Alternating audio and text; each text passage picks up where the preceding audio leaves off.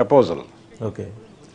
Script చూసిన తర్వాత రామారావు గారు ఈ క్యారెక్టర్ బాలకృష్ణ చేయలేడు కాబట్టి ఇది నేను చేస్తాను, యముడి క్యారెక్టర్ సత్యనారాయణతో చేయిద్దాం కానీ అద్భుతంగా పండించారు అది అని సత్యనారాయణతో యముడి క్యారెక్టర్ చేయించడం అనేది ఎన్టీఆర్ ఆప్షన్. అది అలా యముడు అంటే సత్యనారాయణ అనే పరిస్థితి వచ్చేసింది.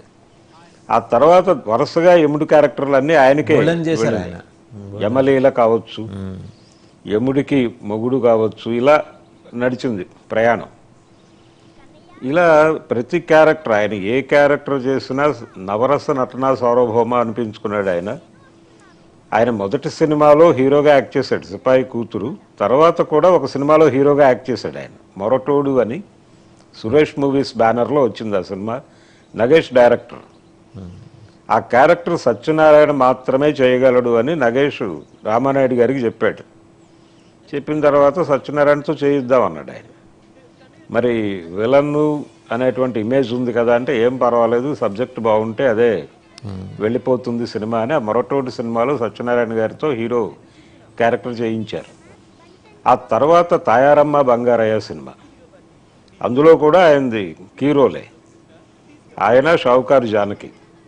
నిజానికి కె విశ్వనాథ్ గారు శారద సినిమా దగ్గర నుంచి సత్యనారాయణ గారి మీద విపరీతమైన నమ్మకం ఉంచి సిరిసిరిమవ సినిమాలో హీరోయిన్ ఫాదర్ క్యారెక్టర్ ఆయనతో చేయించటం. నిజానికి శంకరాభరణం శంకర శాస్త్రికి ఎవరూ దొరక్కపోతే సత్యనారాయణతోనే చేయించేద్దామని ఫిక్స్ అయి ఉన్నాడు ఆయన, రకరకాల ప్రయత్నాలు చేసి. అంటే శివాజీతో చేయించాలని ఒక దశలో అనుకున్నారు. శివాజీ గారు ఆ సబ్జెక్టుకి అంగీకారం తెలపలేదు. ఇలా నడుస్తూ ఉన్న టైంలో ఎవరూ దొరకకపోతే సత్యనారాయణతోనే వెళ్ళిపోదామని ఫిక్స్ అయిన టైంలో సోమయాజుల ప్రస్తావన వచ్చింది. తర్వాత కూడా ఆయన తీసినటువంటి సప్తపది సినిమాలు సత్యనారాయణ గారికి తప్పనిసరిగా ఒక క్యారెక్టర్ ఉండేది. శుభలేఖలో ఆయన చేసినటువంటి క్యారెక్టర్ ఇప్పటికీ చెప్పుకుంటారు, అంకెల ఆదిశేషయ్య. అంకెల ఆదిశేషయ్య క్యారెక్టర్ సత్యనారాయణ గారు పోషించిన తీరు, క్యారెక్టర్ని తను అడాప్ట్ చేసుకునే పద్ధతి, ఒక రకంగా ఎస్వి రంగారావు లేని లోటుని తెర మీద తీర్చినవాడు సత్యనారాయణ. అంటే post S V Ranga Rao 74 I think S V Ranga Rao గారి డిమైజ్. అవును. అప్పటి నుంచి అంటే ఈ తరహా పాత్రలు ఎవరు చేయగలరు, కామెడీ మిక్స్ చేస్తూ క్యారెక్టర్ రోల్స్ చేస్తూ దీంతో పాటు ప్యారలల్గా విలనీ నడుపుతూ ఒక దశలో విలన్ త్రయం ప్రవేశించింది తెలుగు సినిమాలో. ముగ్గురు విలన్లు, రావు గోపాలరావు, సత్యనారాయణ, అల్లు రామలింగయ్య, ముగ్గురు ఉండేవాళ్ళు ప్రతి సినిమాలోనూ. ముగ్గురులో క్రూయల్ విలన్ సత్యనారాయణ, కొంచెం పొలిటికల్ ఐడియాలజీ ఉన్నటువంటి విలన్గా రావు గోపాలరావు, కొంచెం నక్కజిత్తులు వేసేటువంటి విలన్గా అల్లు రామలింగయ్య. అలా అంటే వీళ్ళ ముగ్గురు కాంబినేషన్ అనేది, ముగ్గురు ఉండాలి విలన్స్, ముగ్గురు సెట్, విలన్ త్రయం అనేటువంటి పద్ధతిలో కొన్ని సినిమాలు వచ్చినాయి. పాపారాయుడు, ఈ సినిమాలన్నీ అలా వచ్చినవి. అలాగే వేటగాడు, రాఘవేంద్రరావు గారి సినిమాలు. రాఘవేంద్రరావు గారి సినిమాల్లో కూడా సత్యనారాయణకి చాలా ప్రాధాన్యత ఉంటుంది. ఆయన కేడీ నెంబర్ 1 సినిమాలో సత్యనారాయణ రోల్ చాలా బాగుంటుంది కంపారిటివ్గా ఎన్టీఆర్ రోల్ కంటే కూడా. అలాగే రామారావు గారితో చాలా ఎక్కువ సాన్నిహిత్యం ఉండేది. ఆయన తమ్ముడు అని పిలిచేవాడు. ఆయన రాజకీయాల్లోకి వెళ్ళాలి జర్నీ కూడా రామారావు గారు సూచనతోటే కదా ఆయన మొదలెట్టింది. అవును. అంటే లేదు, అసలు ఆయన రాజకీయాల్లోకి వెళ్ళాలి అనుకున్నప్పుడు సత్యనారాయణ ఇన్వైట్ చేశాడు. చేస్తే లేదు నేను ఇప్పుడు బిజీగా ఉన్నాను అన్నగారు, నేను రాలేను అని చెప్పి ఆయన ఆగిపోయాడు. అలా అప్పుడే రావాల్సింది ఆయన, అప్పుడే అంటే సినిమా ఇది తెలుగుదేశం ప్రారంభ సమయంలోనే రావాల్సింది. అయితే రంగస్థలం మీద ఈయన స్టేజ్ పెర్ఫార్మెన్స్ ఇస్తున్నప్పుడే రామారావు తమ్ముడు అని పిలిచేవాళ్ళు ఆడియన్స్. ఈయన హెయిర్ స్టైలు అదంతా కొంచెం రామారావుకి దగ్గరగా ఉండేది, బాడీ లాంగ్వేజ్ ఇదంతా. ఆ తర్వాత ఆయన కొన్ని సినిమాల్లో ఎన్టీఆర్కి డూప్గా యాక్ట్ చేశారు, రాముడు భీముడు ఇలాంటి సినిమాల్లో.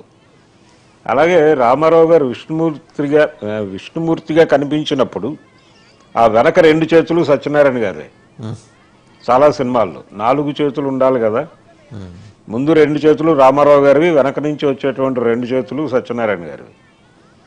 ఇలా ఎన్టీఆర్తో రకరకాలుగా అసోసియేట్ అయి ఉన్నాడు ఆయన. ఎన్టీఆర్కి చాలా జూనియర్ అయినప్పటికీ రామారావు గారికి తండ్రి పాత్రలు కూడా చేశాడు ఈయన. బొబ్బిలిపులి సినిమాలో తండ్రి. అలాగే రామారావు గారి చివరి సినిమా నా దేశం, దానిలో కూడా రామారావు గారి తండ్రి పాత్రలో కనిపిస్తాడు సత్యనారాయణ. ఇలా హీరో ఎవరైనా విలన్ సత్యనారాయణే. అలాగే సినిమాలో ఏదైనా ప్రత్యేకమైనటువంటి పాత్ర ఉంటే ప్రాణం ఖరీదు చిరంజీవి గారి, అంటే చిరంజీవి రిలీజ్ అయినటువంటి మొదటి సినిమా, అంటే ఒక రకంగా డెబ్యూ ఫిలిం అనొచ్చు. డెబ్యూ ఫిల్మే అంటే తెర మీద చిరంజీవి కనిపించిన మొదటి సినిమా అది. యాక్చువల్గా ఆయన కెమెరా ముందుకి వెళ్ళినటువంటి cinema Punadhirallu. Yes. Punadhirallu delay అయింది రిలీజు. ప్రాణం ఖరీదు ముందు రిలీజ్ అయింది, అది క్రాంత్ కుమార్ గారి సినిమా అవటం వల్ల. అందులో గూడెంలో ఒక ముసలి పాత్ర ఉంటుంది, ఆ క్యారెక్టర్ నేను చేస్తాను అని సత్యనారాయణ చేశాడు ప్రాణం ఖరీదు సినిమాలో. యాతమేసి తోడిన ఏది ఎండదు అని ఒక జాలాది గారి పాట, అది సత్యనారాయణ గారి మీద చిత్రీకరణ జరుపుకున్నటువంటి పరిస్థితి. అలా సత్యనారాయణ గారు తెలుగు సినిమా పరిశ్రమ మర్చిపోలేనటువంటి నటుడు ఆయన. ఆయన దాదాపు 750 సినిమాలు నటించాడు, సుదీర్ఘమైనటువంటి కెరియరు. అలాగే ప్రొడ్యూసర్గా కూడా ఆయన కొన్ని సినిమాల నిర్మాణంలో భాగస్వామి అయ్యాడు. గజదొంగ సినిమా నిర్మాణంలో ఆయన భాగస్వామి.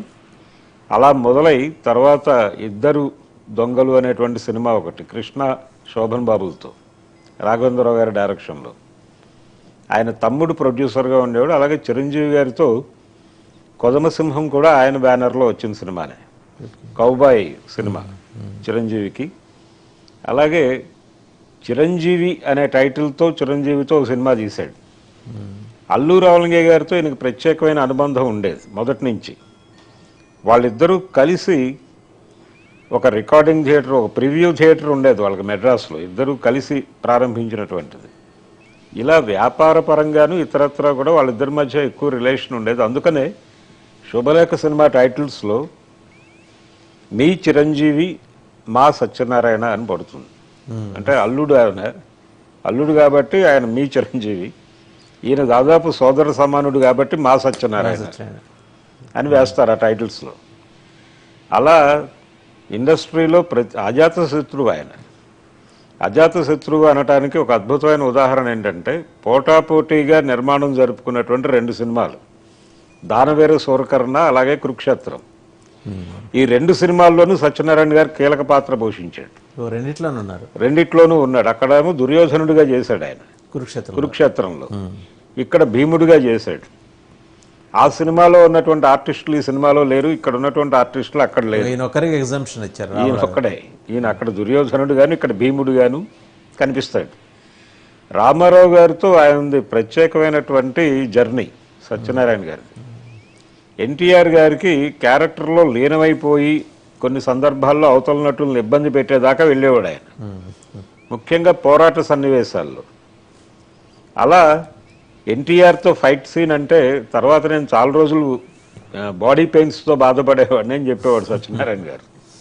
అయినప్పటికీ అదొక జర్నీ వాళ్ళిద్దరిది. ఎన్టీఆర్కి చిన్న జలసీ ఉండేదట ఈయన మీద, అంటే లైక్ చాలా చిన్న జలసీ, సరదాకి చెప్తుంటారు. ఒకసారి ఆయనే చెప్పారు సత్యనారాయణ గారే, ఒకసారి ఏదో పౌరాణిక పాత్ర వేసినప్పుడు తొడగొట్టడం అనేది ఈయన చేశారట. నాకు చెప్పకుండా నువ్వు తొడగొడతావు నా ఎదురుగుండా అని చెప్పి 15 టేకులు దిగించారట. అన్నగారు ఆ సీన్ పండించడం కోసం నేను తొడగొట్టాల్సి వచ్చిందంటే అప్పుడు కన్విన్స్ అయ్యారట. అయితే సత్యనారాయణ మీద ఆయనకు ఒక వాత్సల్యం ఉండేది. నిజానికి ఈయన్ని ప్రమోట్ చేసింది రామారావు ఇండస్ట్రీలో. ఇద్దరు ఆయన్ని గట్టిగా ప్రమోట్ చేసిన వాళ్ళు, ఒకటి విఠలాచార్య, తర్వాత రోజుల్లో ఎస్డి లాల్ గారు ప్రమోట్ చేశాడు ఈయన్ని. అంటే ఈయన విలన్గా నటించినటువంటి మొదటి సినిమాకి డైరెక్టర్ ఎస్డి లాల్. అంటే ఆయన విఠలాచార్య శిష్యుడు. విఠలాచార్య లాల్ గారికి ఈయన్ని ప్రమోట్ చేశాడు. అక్కడి నుంచి ఈయన కోసం క్యారెక్టర్లో డిజైన్ చేసేవాడు ఆయన సత్యనారాయణ కోసం. లాల్ గారి సినిమాల్లో చాలా సినిమాల్లో సత్యనారాయణ గారు నిప్పులాంటి మనిషి కూడా ఆయన డైరెక్షన్లో వచ్చింది. అందుకని సత్యనారాయణ యాప్ట్ చేసుకున్నాడు ఆయన. కేఎస్ఆర్ దాస్ గారు ఆయన సినిమాల్లో సత్యనారాయణకి ప్రత్యేకమైన పాత్రలు ఉండేవి. అలాగే విజయ నిర్మల్ గారు కూడా, విజయ నిర్మల్ డైరెక్షన్లో వచ్చినటువంటి 3 పువ్వులు 6 కాయలు అనే సినిమా, అందులో టోటల్గా విలన్ క్యారెక్టర్కి చాలా ప్రాధాన్యత ఉంటుంది. సత్యనారాయణ